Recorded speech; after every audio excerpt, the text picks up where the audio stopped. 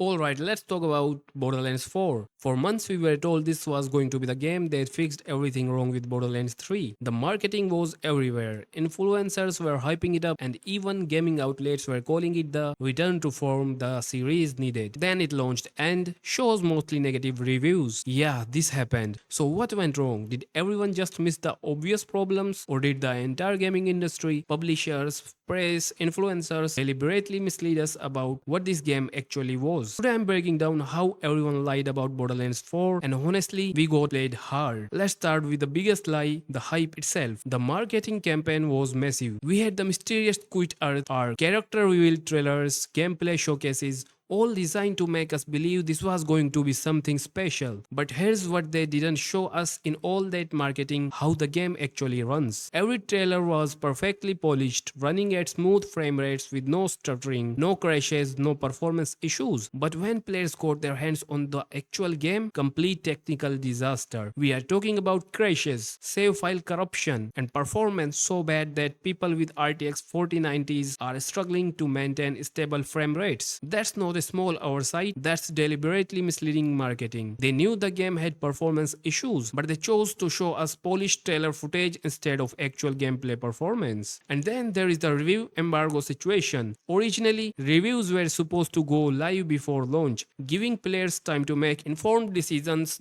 but then, surprise, the embargo got moved to after launch. That's not giving reviewers more time, that's making sure bad reviews don't hurt day one sales. When your marketing creates expectations that your product can't meet, that's not just disappointing, that's false advertising. But the hype problem goes deeper than just technical issues. The second major lie was about the gameplay itself. We were told Borderlands 4 would bring fresh ideas to the franchise with improved mechanics and better design. But what we got was the same old formula with a fresh coat of paint. Marketing emphasized new features like the grappling hook and improved movement, making it sound revolutionary. But players are saying it feels weirdly old and kinda slow compared to what was promised. When your immediate reaction to a new game is this feels dated, something went very wrong with the marketing message. They promised innovation but delivered iteration. They marketed it as the next evolution of Borderlands when it's really just Borderlands 3.5 with different problems. And here's the kicker: the gameplay issues that are breaking the experience weren't hidden during development. Enemy variety running out halfway through the game. That's a design decision someone made, forcing players to grind boring side quests to stay leveled. That's intentional padding, not an oversight. These aren't bugs that can be patched, these are fundamental design choices that make the game less fun. But nobody in the marketing or press coverage warned us about this stuff. But if the gameplay was disappointing, the story situation is even worse. This might be the biggest lie of all, that Borderlands 4's story and characters would be an improvement over Borderlands 3. We were told that Gearbox had learned from their mistakes and that the new characters would be more engaging and less annoying. Gaming outlets praised the return to form for Borderlands storytelling. Influencers talked about how much more mature the writing was. But here's what they didn't tell us: fixing annoying by making everything boring isn't actually fixing anything. The new characters are so bland and generic that players are calling them the worst vault hunters in the franchise history. The story has no clear emotional hook, no memorable villains, and no reason to care about what's happening. Reviews are saying the characters are just dull and the narratives lacks the personality that made Borderlands special. But none of this was mentioned in the pre-launch coverage. Instead, we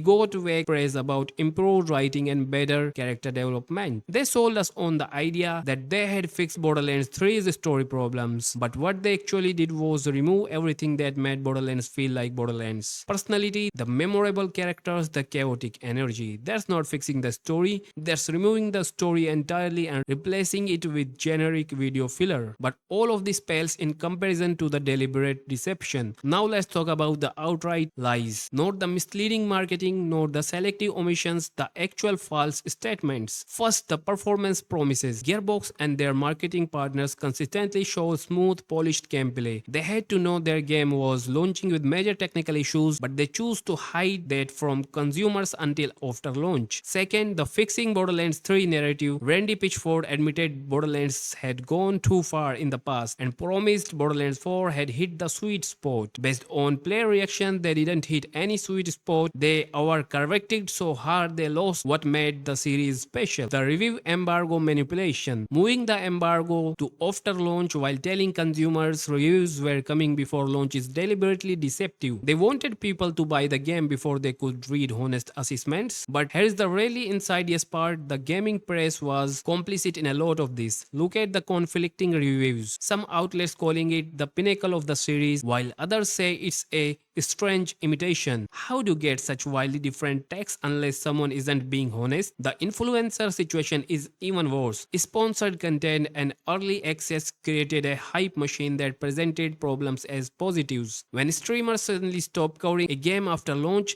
that tells you everything you need to know about their honest opinion versus their sponsored opinion. And let's be real about the technical coverage.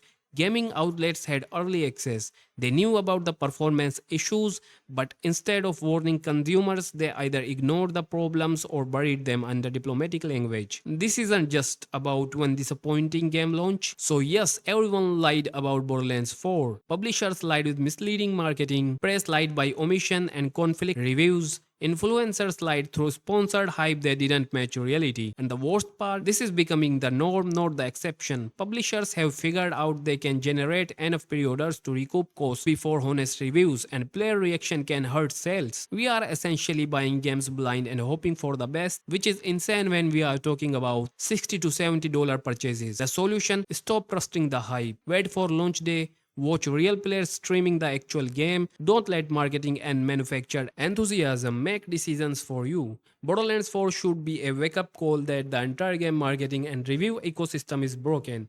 We deserve honest information about the products we are buying, not manufactured hype designed to separate us from our money. What do you think? Were you misled by the Borderlands 4 marketing? Let me know in the comments, and don't forget to like and subscribe for more honest taking on gaming.